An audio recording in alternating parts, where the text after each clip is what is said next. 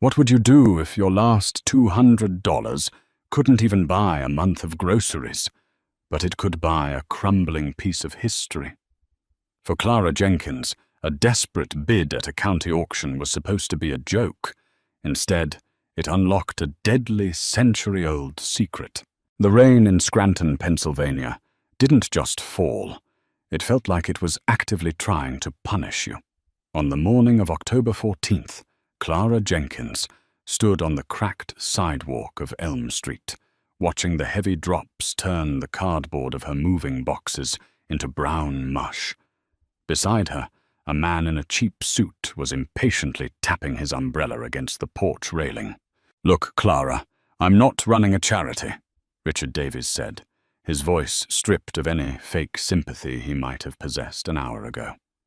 He was the property manager for a sprawling development firm that had spent the last 3 years buying up Scranton's low-income housing. "You're 4 months behind. The judge signed the order. I've given you an extra 48 hours, and my contractors need to gut this unit by noon." Clara pulled her damp jacket tighter around her chest. "I just need 1 more week, Richard. The diner is giving me extra shifts, and my mother's hospital bills are not my problem," Davies interrupted, turning the key in the new deadbolt he had just installed. The heavy metal click sounded like a gunshot in the quiet morning. "Good luck, Clara." At 28 years old, Clara was officially homeless. The crushing weight of American healthcare had swallowed her life savings after her mother's prolonged battle with leukemia. When her mother passed away in August, she didn't leave behind a life insurance policy or a secret inheritance. She left behind a mountain of debt that Clara had co-signed in a desperate bid to keep her alive. For 3 nights, Clara slept in the back of her rusted 2008 Honda Civic, parking in the well-lit lots of 24-hour superstores, jumping at every passing siren or set of headlights. By the 4th day, exhaustion had eroded her sanity. She had exactly $314 to her name. It wasn't enough for a security deposit on a new apartment. It wasn't enough for a cheap motel for more than a few days. Desperation breeds strange ideas. Sitting in a public library to use the free Wi-Fi, Clara stumbled across a notice for the Lackawanna County Tax Delinquency Auction. The county was auctioning off abandoned properties. Most were condemned houses with tens of thousands of dollars in back taxes. But Clara remembered a loophole she had read about. Sometimes, to get a severely blighted property off the city's liability ledger, the county would waive the back taxes if a buyer agreed to take on the deed and the structural liabilities. The next morning, Clara walked into the fluorescent-lit basement of the county courthouse. The room smelled of wet wool and stale coffee. About 30 people sat in folding chairs, mostly bored real estate investors looking to flip cheap land. Clara sat in the back, clutching her assigned paddle. Number 42. The auctioneer, a tired-looking man named Robert Caldwell, rattled through the first dozen properties. Bids flew back and forth in the thousands. Clara's heart sank. She didn't belong here. She was about to leave when Caldwell sighed heavily and pulled up a slideshow image of a colossal, rotting brick monster. "All right, moving on to Lot 18, the old Grand River Valley Depot on the edge of the industrial park," Caldwell droned, reading from his sheet. "Built in 1904, abandoned since 1978. Property is heavily blighted. Roof is partially collapsed. Asbestos and lead paint are confirmed. The county is waiving the $80,000 in back taxes just to transfer the liability. Purchaser assumes all code violations and must secure the perimeter within 30 days. Bidding starts at $5,000. Silence. The investors in the room didn't even look up from their phones. The old train station was a notorious money pit. It would cost $500,000 just to safely demolish it. "Do I have 5,000? Caldwell asked. Nothing. 1,000. Silence. Caldwell rubbed his temples. 500. A man in the front row laughed. You'd have to pay me to take that death trap, Robert. Look, folks, the mayor wants this off the books, Caldwell pleaded. Do I have any bid? Any bid at all? Clara stared at the image on the projector. It was a ruin, yes, but it had walls. It had a vast, overarching roof of slate and steel. It was a shelter. Before her rational mind could stop her, her arm shot up. Paddle 42. I bid $200, Clara's voice cracked, echoing loudly in the quiet basement. The entire room turned to look at her.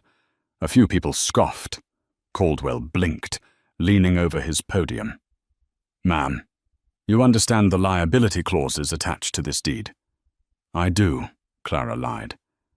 $200 is the bid. Do I hear $250? Caldwell asked, though he didn't wait long. He seemed terrified she would retract her offer. Going once, when? Going twice. Sold to Paddle 42 for $200. The crack of the gavel sealed her fate.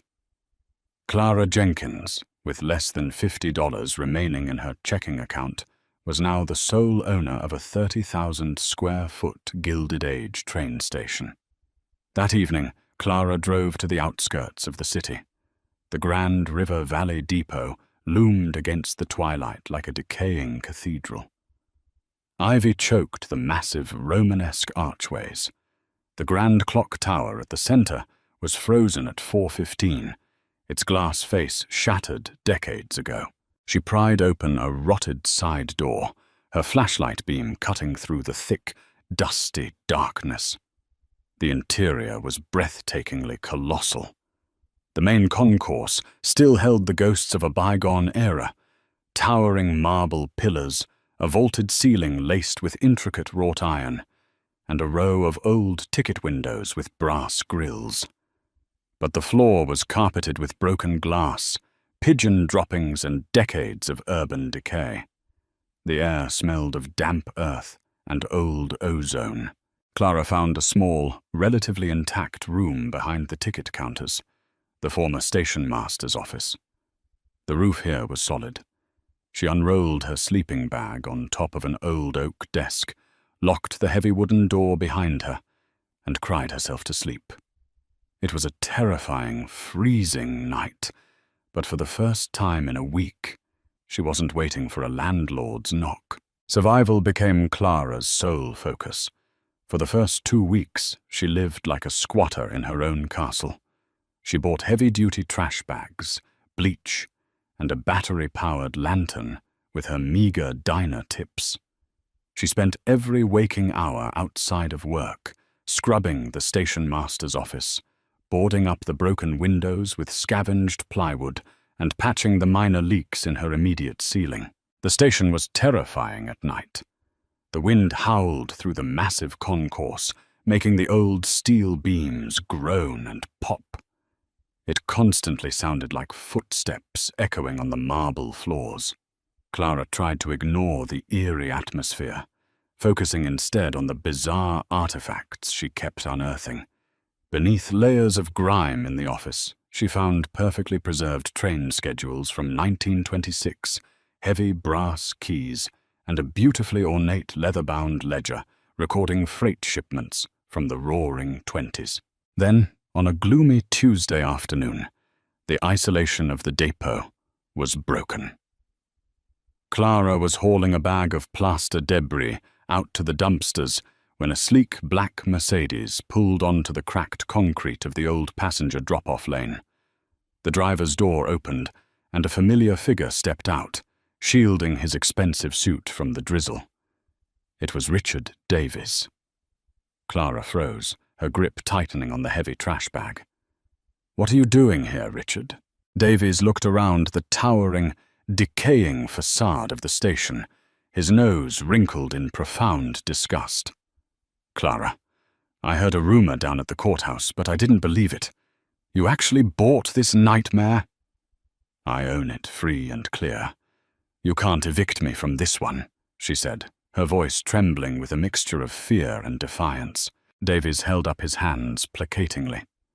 I'm not here to fight, Clara. Actually, I'm here to do you a massive favor. My firm caught wind of your little purchase. We're looking to expand the industrial park next door. This building is a hazard, Clara. You're living in squalor. It's condemned. It's mine, she repeated stubbornly. I'll give you $5,000 for the deed, right now. Cash, Davies said, pulling a sleek leather checkbook from his breast pocket. Think about it, Clara. That's enough for a nice apartment downtown. You walk away from this black mold and these structural liabilities, and you get your life back. Clara stared at him. Richard Davies was a shark. He didn't do favors, and he certainly didn't overpay for worthless, condemned property. The county couldn't give this building away a month ago. Why would his development firm suddenly want it badly enough to offer $5,000 to a desperate woman in the rain? No, Clara said slowly. Davies's fake smile faltered. A flash of genuine anger crossed his face. Excuse me. I said no. If your firm wants it, they can offer me $50,000. Otherwise, get off my property. You're making a massive mistake, you stupid girl, Davies spat, dropping the friendly facade entirely. You can't afford the code enforcement fines that are coming your way. You'll lose it to the city in 3 months anyway. He turned on his heel, got into his Mercedes, and sped off, his tires spitting gravel. Clara stood in the rain, her heart hammering against her ribs. Davies's visit hadn't scared her. It had ignited a burning curiosity. The station wasn't just a worthless pile of bricks. There was something here. The next morning, Clara skipped her shift at the diner and walked 3 miles to the Scranton Historical Archives. She spent hours poring over microfiche records with the help of an elderly, enthusiastic archivist named Henry Dobson. The Grand River Valley Depot, Henry mused, pushing his thick glasses up his nose as he unrolled a brittle set of architectural blueprints. Fascinating place. It was built by a consortium of railroad barons, primarily funded by Elias Rutherford. Rutherford made his fortune in steel, but during Prohibition, rumor had it he used the private freight lines running through this station to move illicit liquor and untraceable payroll cash. Clara leaned over the blueprints. Did Rutherford own the station entirely? Effectively, yes, Henry said, tracing a finger along the faded blue lines. The public passenger side was a front. The real money was in the secure freight. In fact, there were always legends among the old rail workers that Rutherford built a secure holding room, a vault, somewhere in the station to house the cash before it was loaded onto the midnight trains.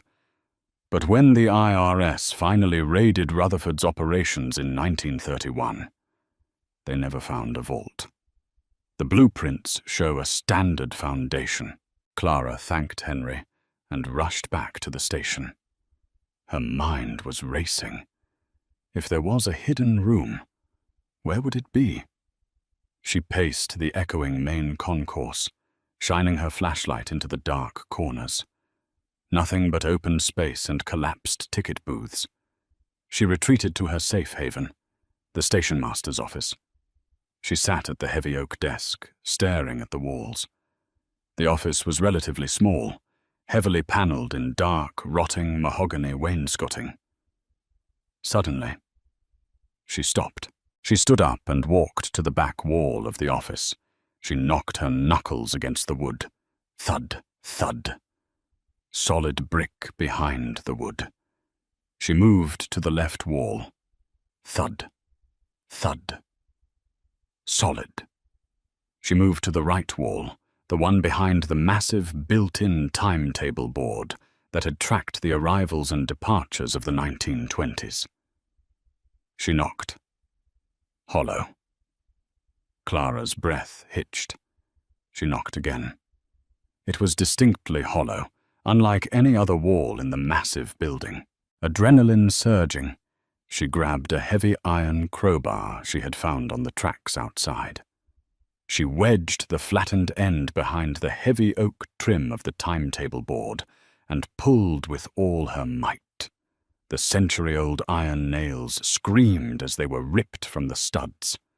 Dust poured from the ceiling, coating her hair and clothes.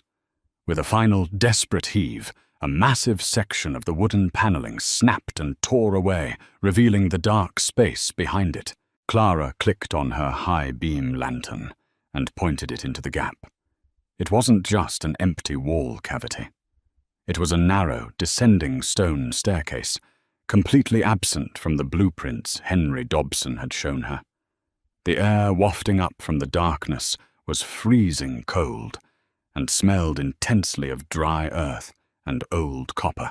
Swallowing her fear, Clara squeezed through the broken paneling and began to descend. The stairs wound tightly downward, taking her far below the main foundation of the station. At the bottom of the steps, her flashlight beam hit a solid wall of steel. Clara gasped. Embedded in the subterranean stone was a colossal, circular Mosler vault door, identical to the ones used in federal banks in the early 1900s. It was heavily rusted, but the massive brass combination dials were still intact. But that wasn't what made Clara's blood run cold. As she stepped closer, shining her light over the thick steel face of the vault, she saw them. Deep, frantic gouges were carved into the heavy metal near the floor. Hundreds of them. They weren't made by tools. They looked exactly like desperate, bloody scratches made by human fingernails, clawing at the steel. And they weren't on the outside trying to get in. The scratches were gouged into the steel from someone who had been trapped inside. The ledger and the skeleton in the dark. The horrific realization of those desperate claw marks kept Clara paralyzed at the bottom of the stairs for what felt like hours. Someone had died in there. Not peacefully. They had fought, screamed, and clawed at impenetrable steel until their fingers bled, buried alive beneath the bustling feet of 1920s commuters. Clara scrambled backward, her breathing ragged, and practically crawled up the narrow stone steps back into the station master's office. She slammed the heavy oak paneling shut, leaning against it as if the ghost of the trapped man might burst through. Her mind raced. She needed to go to the police. She needed to tell someone. But what would happen? The city would immediately seize the building as a crime scene. Richard Davies and his army of corporate lawyers would use the distraction to petition the city council, arguing Clara was unfit to manage a property containing human remains and historical hazards. They would steal the depot right out from under her. No, Clara thought, her jaw tightening. This is mine. She turned her attention to the massive leather-bound ledger she had found days earlier. If the vault was real, Elias Rutherford wouldn't have trusted the combination to memory alone, nor would he have left it lying around, obviously. Clara flipped through the brittle, yellowed pages. It was filled with mundane entries. September 14th, 1926, 40 crates of Pennsylvania anthracite. October 2nd, 12 pallets of industrial timber. But as she reached the back of the book, the handwriting changed. It became hurried, frantic. The entries stopped listing materials and began listing just dates and odd, repeating sequences of numbers. November 18th, 1931. 42, 17, 89, 04. December 2nd, 1931. 42, 17, 89, 04. 1931. The exact year the IRS raided Elias Rutherford's operations. Clara stared at the 4-number sequence. 4 numbers. The Mosler vault door downstairs had a massive 4-stage combination dial. Armed with her lantern, a canister of WD-40 she had bought for the door hinges, and a heavy iron wrench, Clara descended into the freezing dark once more. She stood before the colossal steel door, carefully ignoring the grim scratch marks near the floor. She sprayed the heavy brass dial with oil, letting it soak into the century-old mechanisms. Grasping the dial, she put her entire body weight into it. With a harsh metallic shriek, it moved. Right to 42, left past 0 to 17, right to 89, left to 04. Clara grabbed the massive steel lever handle. She pulled. Nothing. Tears of frustration pricked her eyes. She grabbed the iron wrench, wedged it into the handle for leverage, planted her boots against the stone wall, and hauled backward with a guttural scream. Inside the door, 3 massive steel tumblers dropped with a sound like a localized earthquake. Clack, clack, clack. The vacuum seal broke with a sharp hiss of stale, dead air rushing out. Clara pulled the door open. It swung outward on its massive hinges, silently and smoothly, a testament to 1920s engineering. Clara raised her lantern. The beam cut through dust that hadn't been disturbed since the Great Depression. The vault was roughly the size of a large bedroom, lined floor to ceiling with safe deposit boxes and steel shelving. But Clara's eyes were immediately drawn to the floor. Lying in a crumpled heap near the door was a skeleton, still draped in the rotting remnants of a tailored pinstripe suit. Next to the bony, outstretched fingers lay a rusted Colt M1911 pistol and a decayed leather briefcase. Clara clamped a hand over her mouth to stifle a scream. She forced herself to step over the remains. The steel shelves were not empty. Stacked neatly upon them were rows of heavy canvas sacks, their fabric brittle and weeping grey dust. Clara nudged one with her wrench. The canvas tore open, and dull, heavy yellow bars spilled onto the concrete floor. Gold. Unmarked, untraceable bullion. Beside the gold were stacks of banded paper. Clara picked up a bundle. The paper was crisp, preserved perfectly in the dry, airtight vault. They were Series 1928 $1,000 gold certificates. There were hundreds of bundles. In today's collector's market, a single pristine 1928 $1,000 bill could fetch up to 10 times its face value. Clara Jenkins, the woman who had lived in her car 4 weeks ago, was standing in a room containing tens of millions of dollars, but a sudden heavy crash from the floor above shattered the silence. Clara instantly killed her lantern, plunging the vault into absolute darkness. Her heart hammered against her ribs like a trapped bird. "Clara, I know you're in here." The voice echoed down the stone staircase. It was Richard Davies. "Did you really think you could keep me out with a cheap padlock and some plywood?"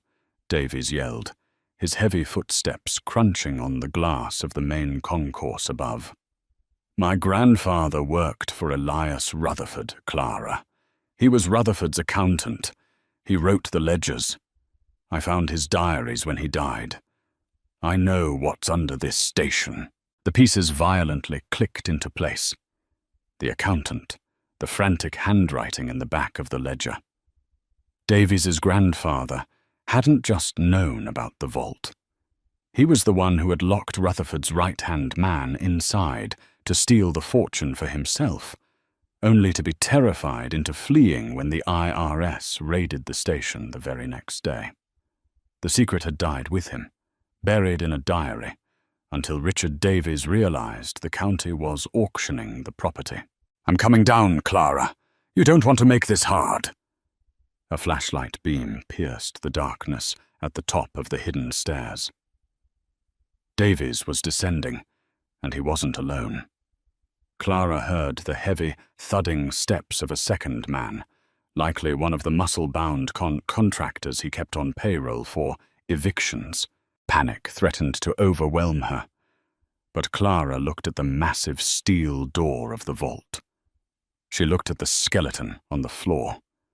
Survival had been her only instinct for months. She wasn't going to die in the dark like the man in the pinstripe suit. Clara quietly grabbed the rusted Colt M1911 from the floor. It was useless, seized solid with rust and lacking ammunition. But in the dark, it looked heavy and lethal. She slipped out of the vault, pressing her back against the cold stone wall just outside the heavy steel door. Davies and his contractor reached the bottom of the stairs. Davies's flashlight hit the open vault door. He gasped, a sound of pure, unadulterated greed. "Look at it, Marcus," Davies breathed, pushing past the contractor. "It's all here. The gold, the certificates." The old man wasn't crazy. Davies stepped into the vault, completely ignoring the skeleton at his feet, entranced by the gold spilling from the canvas sacks. The contractor stepped in right behind him, mesmerized. It was the mistake of a lifetime. Clara moved with explosive speed. She stepped out from the shadows, grabbed the massive iron lever on the outside of the Mosler vault door, and shoved the heavy steel inward with every ounce of strength she possessed. The perfectly balanced door swung shut with terrifying momentum. Davies spun around, his flashlight beam catching Clara's face just as the door closed.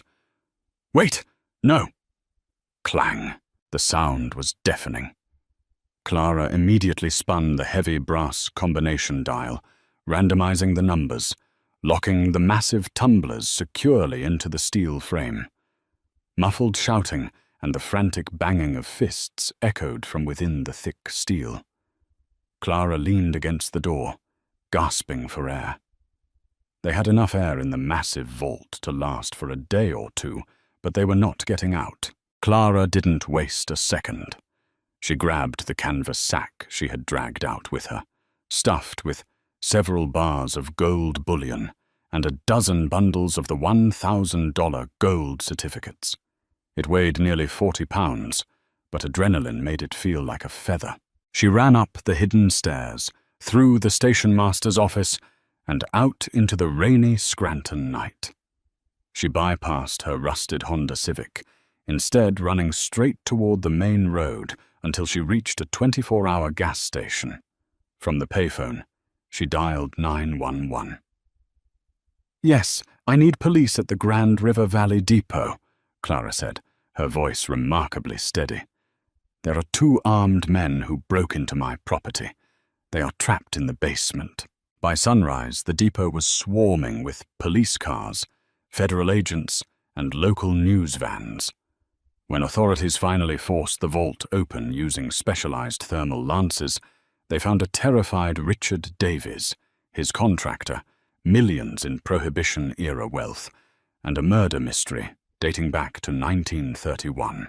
Because Davies had broken into her legally owned property with intent to harm and steal, Clara was cleared of any wrongdoing regarding his entrapment. The historical discovery became a national sensation under Pennsylvania. Salvage and property laws, because the original owners were deceased and the IRS statutes of limitations on Rutherford's specific 1931 seizures had long expired due to the untraceable nature of the bearer bonds, Clara was entitled to a massive percentage of the find as the lawful owner of the estate. 6 months later, Clara Jenkins sat on the balcony of a beautiful sunlit penthouse overlooking the Manhattan skyline. She had sold the depot to the Pennsylvania Historical Society for a cool $2 million, a fraction of the value of the gold and certificates safely sitting in her newly acquired trust fund. She took a sip of her coffee, the warmth spreading through her chest. She wasn't cold anymore. She wasn't running anymore. The girl who had bought a nightmare for $200 had survived the dark, outsmarted the monsters, and built an empire from the ashes of a forgotten train station. If Clara's incredible journey from rock bottom to uncovering a forgotten fortune kept you on the edge of your seat, hit that like button. Don't forget to share this thrilling story with your friends, and subscribe to our channel for more unbelievable, real-life mysteries and dramatic tales of survival. What would you have done if you found that vault? Let us know in the comments below.